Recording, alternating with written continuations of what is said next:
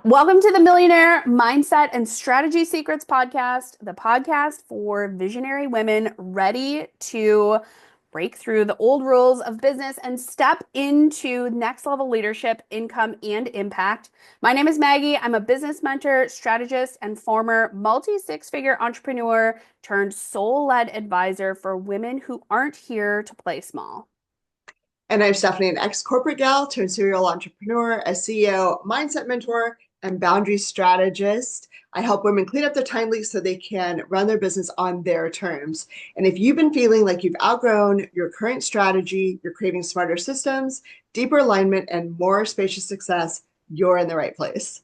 So every week, we'll dive into behind the scenes strategy, energetics, and mindset shifts that help high achieving women create thriving businesses that feel like home.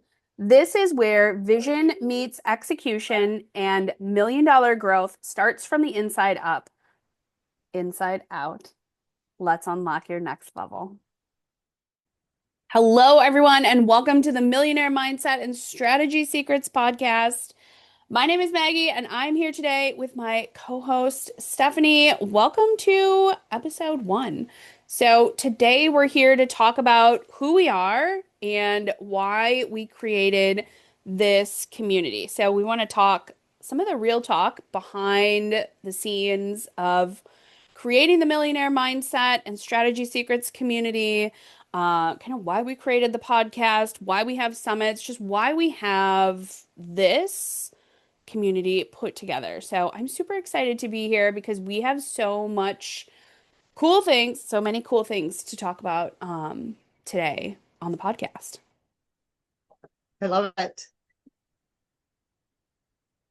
So today we're going to get into our origin stories. And before we move on, I just want to remind you, if you have not looked at the show notes below, make sure you go ahead and look down there because we do have a secret free podcast that comes with a bunch of goodies. So we've got a PDF, couple PDFs in there. And it is a kind of live, ever growing secret podcast where you're going to hear deeper conversations that are not here on the public podcast. So make sure you go ahead and opt into that. The link is below. And the reason why I say that right out of the gate is because today we're going to talk about our origin stories and just kind of how Steph and I got here. And if you want to hear more in depth on our origin story, that is actually in the secret podcast. So make sure you click the link below. So today, let's just start out with kind of how we got here. So, Steph, I'm going to have you go first. Like, what brought you to today? Like, how did you get from where you were to where you are now? Well, I guess going from corporate to online was really having like that, which I talk about in the secret podcast, right? Is really that meltdown. So if you want to hear about my like moment of burning everything to the ground and then deciding that I wanted to change the way I lived my life, go listen to that episode. But from the start of online to here would really be honestly, it was that throwing spaghetti at the wall, right? And not taking the skill set that I knew from corporate and from my sales days and from all of my life experience, not taking that and converting it into online and listening to guru after guru after guru and trying their method. And it just didn't work. And I ended up, I was exhausted and I was burned out. And I think that as an entrepreneur, you're always a little bit on that verge of burnout, right? Because we are typically multi-passionate. We have a million ideas in our head all the time. We're constantly creating. If you have a team, you're managing a team. If you don't have a team, you're trying to put all the things together yourself. But really learning how to set those boundaries around energy and time and really not doing more because doing more doesn't equal more money and that hustle doesn't equal income. And really figuring out how to set your day and structure your time up in a way that makes sense and focusing on, yeah, we have a million ideas, but focusing on the one or two and really getting traction with those is really the thing that I want to talk about in this podcast because I know, and I know you're multi-passionate. I know if you're like you talk a lot about human design, like we're both Manny Gens, and that just leads to so much frustration and so much exhaustion. And so it just really comes down to how you prioritize. Yeah, totally. And I love that you bring that up because I know so many people are out here being solopreneurs and like literally doing all the things and then seeing everybody post online about, oh, my 4-hour work week and I made $1 million overnight and, Yeah. like all that stuff. And nobody really talks about like the lead up to that, right? Like what goes on behind the scenes when you're just starting or when you've made, like after your first couple years, you've made some sales and you're like, this is going great, but like I literally traded my 9 to 5 for a 24/7 and Yeah. I don't know what to do because if I set anything down, I feel like everything's gonna crumble. And for me, my journey is definitely different than yours, right? Like I left corporate like 12 years ago. I definitely left in a fit of rage. And if you want to listen to that, make sure you go over to the Chaos to Clarity podcast because I'll link that episode below when I talk a little bit about why I quit and just kind of that whole jump into entrepreneurship, but I've owned businesses for 17 years. So when I was in corporate, I also was building my photography business. And, after I left corporate, I bought a yoga studio and then 2020 came around. And like, I think it's so hilarious that, we talk in terms of like before the pandemic and after the pandemic. Like that will never not be kind of ironic and funny to me. But really, like after 2020 happened and just all of the events there, I definitely saw a space for me to set things down that weren't aligned with me. And, bringing up human design, I think it's really important to understand what feels aligned and what doesn't feel like what does alignment feel like for you.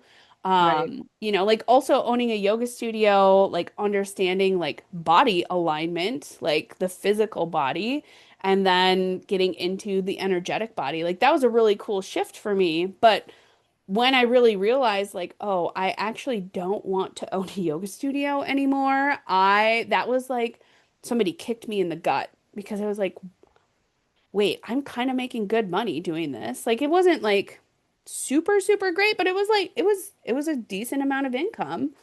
And like I literally had the thought, I don't want to do this anymore. And that terrified me because I was like, what am I gonna do? What am I Yeah. gonna do? I don't, it's the pandemic. I can't rely on my photography business. It's very much in person. And my coach at the time, she had said, oh, just become a coach. It's easy. And I was like, oh, great. Let's Yeah. go. It's easy. Um, and I mean, it is easy to be a coach, a mentor, an advisor online. That doesn't necessarily mean it's like simple or like the easy things are like as easy as, I don't know. I mean, you have to learn how to do these things, right? So you have to learn how to be a coach online. Once you learn that skill, yes, it gets easier and easier, but those times when you're like, well, I don't know what to do. I don't know what a funnel is. I don't know what a landing page is. I don't have a Right. freebie. Like, so I also had to go through all of that stuff to be like, oh, I said I was closing the studio and now I have to complete pivot online. So that's been, like it's been a crazy journey. And I will say that, yeah, I'm a Manny Gen and I've tried just about everything. And some of the things that worked well for me were things that people told me not to do, right? That gurus and other coaches were like, Yep. don't do this thing because it won't work. And just because it didn't work for them doesn't mean it won't work for you, you Right. know? And part of the reason why I chose to be a coach and a mentor was to help people understand that just because I might give you a suggestion to try A, B, and C doesn't mean that you can't try D, E, and F and say, hey, actually, this worked better than that. That's great. That's awesome. That's what it's all about. Yeah, I love that you said. I'm so glad the 2020 days of coaching are over. Me Like too. I got so tired of hearing, make $10,000 overnight. And to your point, this is where you and I really started this journey because that's just not the reality. And if it's the reality, if that did happen, fantastic. It was a fluke. And nobody knows how to repeat that, right? There's no system, there's no process, there's nothing sustainable holding that way. It's a wave. And that's it. And, brings in a ton of cash possibly. And it also takes out a whole lot of things in the process. And now you're left being like, I don't know. You're just sitting in rebel being like, I don't know what to do now. Right. Right. And so I love that piece is gone because I got so frustrated when I came into online coaching. I started as a health coach and just had no idea what even some of those words were. Right. I didn't know what it like. Mhm. I had my experience with online was mom bloggers. And so I was like, well, this isn't mom blogging, right? I don't want to be a mom blogger. My kids are grown. I want to do coaching, but I don't really know what that looks like. And then I think we talk about coaching as this weird, elusive, like star, and that it's not, nobody talks about it as being a business, right? So now you're Right. like trying to do this thing, but no, few people are running it like a business. And we don't teach that part in the coaching industry. It's like, oh, well, you need systems, but then everybody's like, well, what is it? What system? And how do I, and then there's so many systems, right? And what do I really need to do? And so I don't know if you had this experience, but I know people who like tax time came around and they were like, what the actual fuck? Like, right? Like I made all this money and I just thought it was income. And it's like, yeah, that wasn't your income. Like it's not your personal income. And so just dropping some of those things and really sharing that experience, I think is also good. And I think we're finally moving as a world into more of that. And um, we're here to also say like these are the things not to do and here's some ways to set up some systems. And the only way to really ever get to, I know we talk a lot about millionaire mindset in this and the strategy, the only way to ever get to those 6 and 7 figure months is to have those systems and automations. Because if you're I was creating content a couple days ago and I came across this thing and I was like, oh, it's so good. It was like you traded your 9 to 5, right? And you built yourself this prison because if your business only runs when you're in it, when you're the one in the DMs, when you're the one selling, when you're the one doing all of the things, sending out the emails, then you have built yourself a prison. You have not built Mhm. yourself a business. And I'm just like, that's just so true. Yeah. Oh my gosh. And I love what you're talking about there. And I want to go back to when you said the like 10K overnight, right? Because I'm not going to say it's not possible because it is. If you have a Mm-hmm. warm and hot audience, right? If you have an audience that are like just waiting with bated breath for your next offer to come out, right? And they're like, oh my gosh, I can't wait. It is very easy to have that 10K overnight, right? Because if you think about Yeah. a 5K one-on-one offer, okay, you have two sales calls with people who are hot leads. You book them both. Yeah, you've made 10K now. But that's not Right. the case for everyone, right? And I think a lot of people because it was so popular for coaches to be like, I made 10K overnight, like DM me to learn how. Like whatever that thing is, drop 50 pounds in a week or I don't know, right? Like DM me for how to do this. They Mm-hmm. would just like sell that way and people got really tired of that. So like now you have to earn people's trust, Yes. right? Or the people that do that, they've been, they're influencers or creators or whatever, right? So they have a big following. The following is already primed and already like Yeah. tuning in daily. So it's much easier to sell to a warm or hot audience than it is to sell to a cold audience. So for people who are on that journey of like getting to the multi 4, 5, 6, 7 figure months, you have to learn how to warm up your audience. You have to learn how to have those conversations. Right.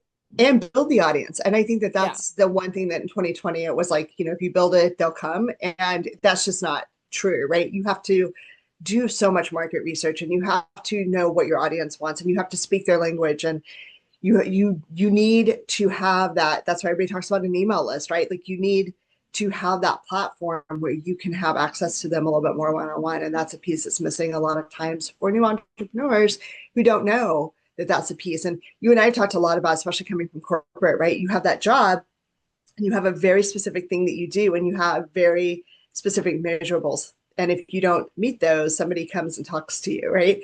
But when you're an Right. entrepreneur, nobody comes and talks to you. And No. sometimes you don't even know what those things are because maybe you were great in corporate at sales, but now you also have to market, and sales and marketing are different. You also have to do accounting and bookkeeping, and you have to, send out the emails, and you have to clean up the back end, and you have like all of the things. And then if you hire somebody to manage a team, you also have to do that. And maybe it's your first time ever managing, and maybe you don't know how to hire, and you don't even know how to like repeat your own process. And so those things are all things we're going to be talking about in this whole podcast because they're so important. And I think you and I are both so passionate about so many aspects of that that makes the whole, which is so great. Yeah. And, one of the reasons why I chose business coaching and I stuck with it, despite people telling me, don't be a business coach, right? I can't, like, the amount of times I have heard people tell me, don't be a business coach has it's so many. And I understand why, because business coaches really do get a bad rap. But Yeah. here's the thing, I chose it because I've owned businesses for almost 20 years, right? So, like, I know what it means to be the accountant, to be the IT manager, to be the hirer, to be the firer, right? To be the marketing, the sales, the everything, right? At some Yeah. point in time, I had to learn how to make all those things work for multiple different businesses in multiple industries. And really, in the yoga industry was where I saw this start, right? Because I needed yoga teachers. So there were no like yoga teacher trainings online, or there were very few. And the people who were at my studio, they wanted to learn from me. So I created a yoga teacher training program. As I was creating that, right, you get this hit list of like, here's all the things that have to be in there. Here's the amount of time you can spend on them. And like at the very bottom, right, like the literal last thing was the business of yoga. And you could only spend 2 hours talking about that. Out of 200 hours together, 2 hours is what you could spend on the business of yoga. And I was just like dumbfounded because like how do you how do you not show these people how to generate leads, how to go out and talk to the Right. public, how to like bring people into their classes, how to help the studio make money? That seemed so crazy to me. So Yeah. when I started my program, I realized, okay, my coaching program, I realized, okay, this is something that people have no clue how to do. Lead generation and then leads into sales. And more importantly, like have a conversation. Like, how do you sell without being like, please buy my thing? Right. Right? Yeah. So, if we're thinking about things like in the industry, just as a whole, like the sales, I would say small business industry, right? The sales, most people are quote unquote bad at sales because they don't know how to have a conversation Right. about selling. Right. Right. Yeah, and you speak about like having businesses before, and same thing. Like I've had businesses on and off, and I think if you're an entrepreneur, you've always had some sort of side hustle kind of thing, right? But also, I remember leaving Starbucks and doing an intensive business school. And at Starbucks, I mean, I've done management for a long time, so you learn how to read like your P&L and your and all of those things, and then it becomes second nature to you. And I went into this business school, and people didn't even know what that was or how to set it up, right? And it's like, and when you're an entrepreneur, especially a solopreneur, I think that we don't think those numbers are important because we have them in our head, right? But again, going back to that accountability piece, are you hitting your numbers? Do you know how many? Do you know truly, not think, do you truly know how many calls you're having? How many conversations you're having? How many times you're getting somebody on a sales call, and how many times you're converting? My guess would be probably not, right? Hmm. And if you are, you're probably already making the seven figures because those are the key things that change and make it more sustainable and take the emotion out of it, right? Because it becomes about the numbers. It doesn't become about I'm a bad salesperson, I'm a bad marketer. It's just like sheer data.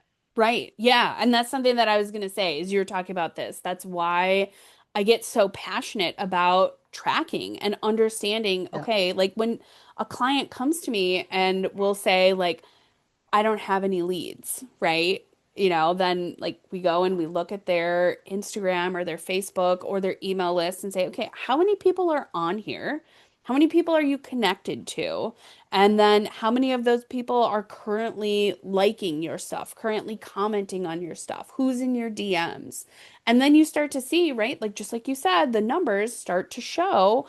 And it doesn't have to be emotional, right? It can be like, Right. okay, I have 10 people who are always commenting on my stuff.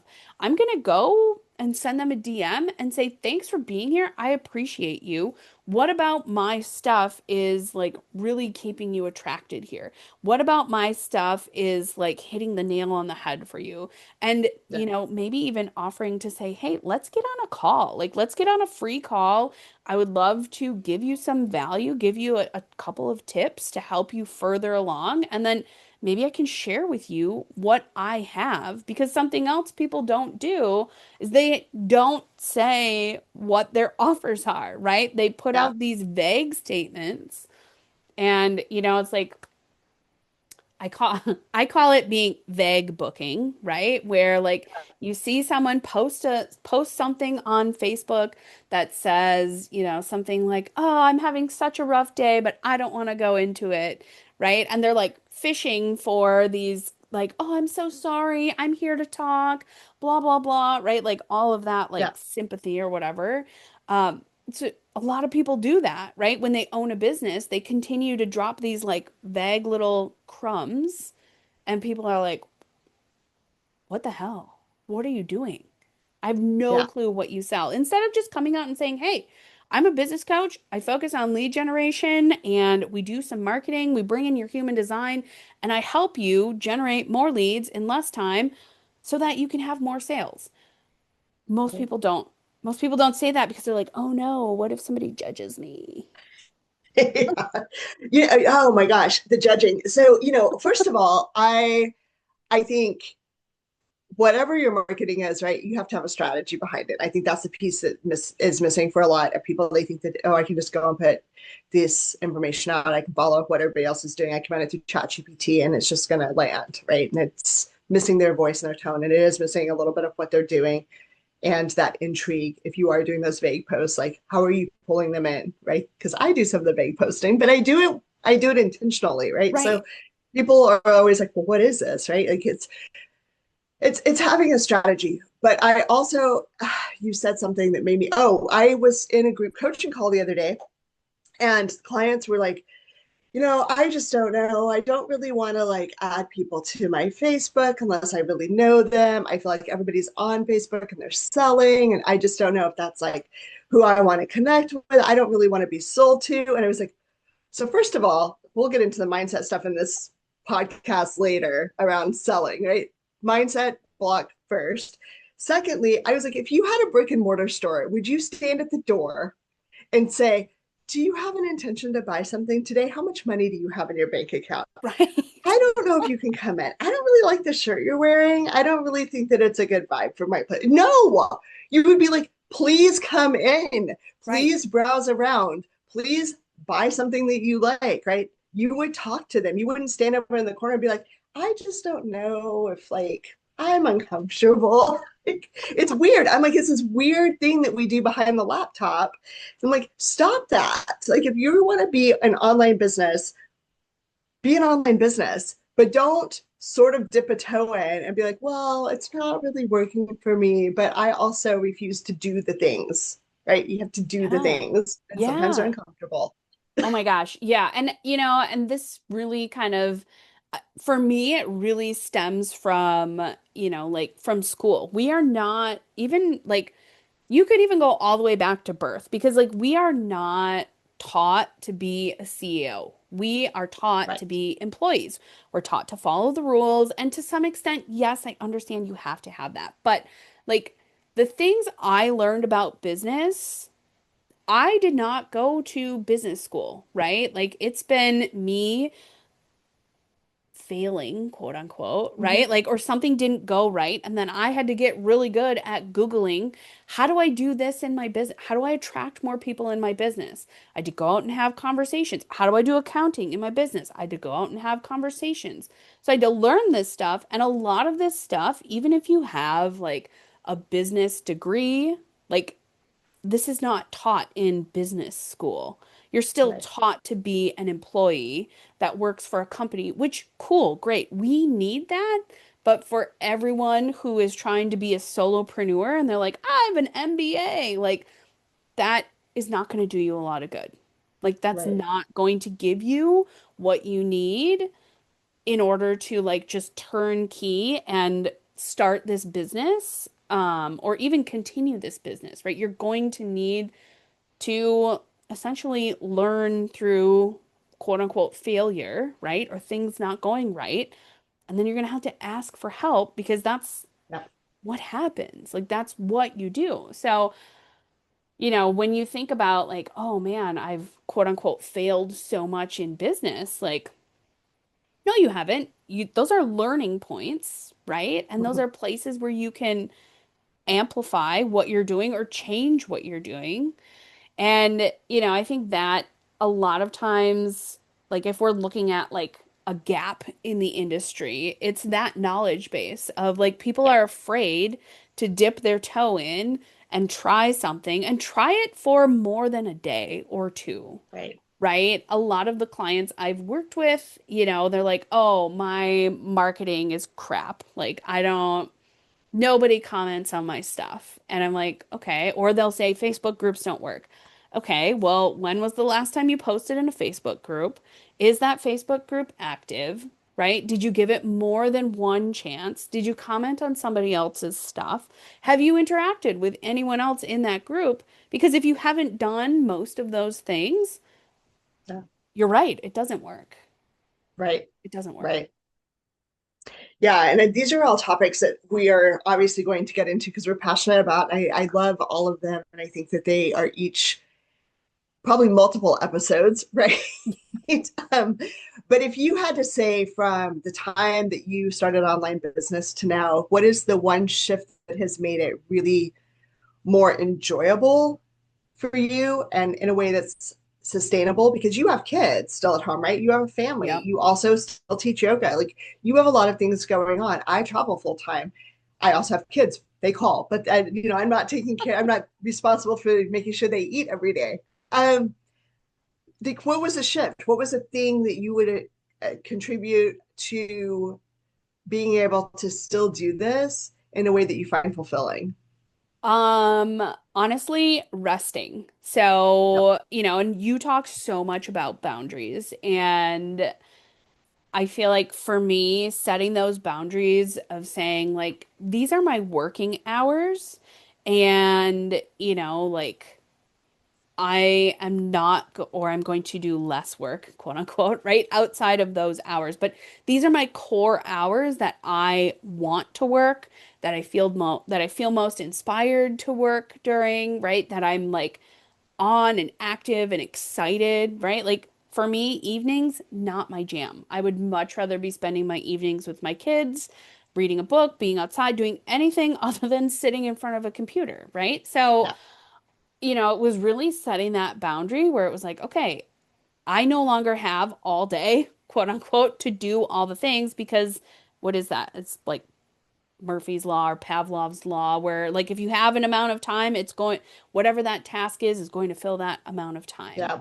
Right. So I had to get really good at being like, okay, I have 3 hours on Monday to focus on content.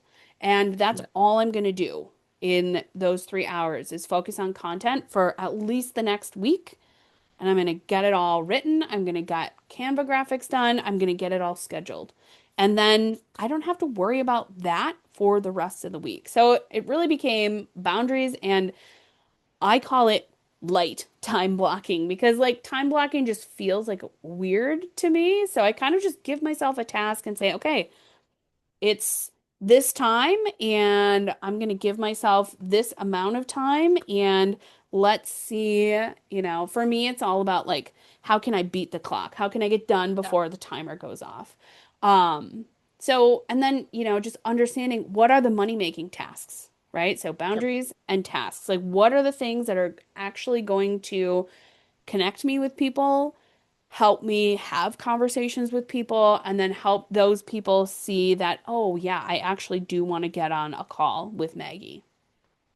Yeah, I love that. I love that you started with rest because that is the one thing that I think was the hardest for me to really step into. And definitely like where a piece of where me talking about boundaries came from was hitting that burnout. But I also, come from a family where hard work is a very big badge of honor. And I come from having, a pretty chaotic home life from the standpoint of like, I had kids under two different parenting plans. I was with somebody who had kids under two different parenting plans. So we had five kids that ranged from 1 to 16 under four parenting plans, going to schools in two different cities. Like, right, it was just, I had to really like zone in on what was going to make my life easier, but that was still a very chaotic time. And so you just push through, right? We learn as women, you just push through and you just show up. No matter how tired and exhausted you are, you just push through. And so it took a lot for me to be able to just be like, you know what, no, I'm going to not talk about work. I'm not going to think about work. I'm going to take a day off to just dream and plan my business and just get in that mode of creativity, right? Because we get so much more done. And I love what you talk about with the time blocking. And that's an episode that we could do again, like a whole episode on, because I am big on time blocking, but I say like time blocking doesn't have to be restrictive, right? It's protecting your time so that you can get those things done. It doesn't have to be that you're taking off task. But the Pomodoro technique is great if you're not familiar with time blocking. And that's something that you just talked about, right? You say, like, how can I beat this really small block of time? And I think I was listening to the science thing the other day about time, and everybody has the same 164 hours in a week, but we spend it's some astronomical number just switching task. Like it was like 128 hours of our week is spent wasted just because we're switching tasks. We can't remember what we were doing. And I'm like, that's like ridiculous. Like, then the rest of the time you're sleeping. Right. Right. Yeah. So it's like, how do we really like zone in on that? But I love that you say those things because rest is super important. And as you know, I do a monthly CEO day now where I just go and I do whatever I want to do. And I don't check my phone. I'm not in my business on that day. And it's really changed the way I show up in my business. And I encourage everybody to get to a point where you can hopefully, my plan is to do that more often, but once a month at this point is where it's at. So Yeah. Yeah. And well, and I think that's so important because, I don't think people realize how much that free space really allows you to tap into your inner child so that you can get those creative bursts of energy, right? I mm-hmm. know for me, when I do take, days or afternoons or whatever weekends off, there are so many times where like I'll get, so many downloads of ideas and, like having an idea parking lot, like a note on my Yeah, phone to just be like, oh my God, here's this idea.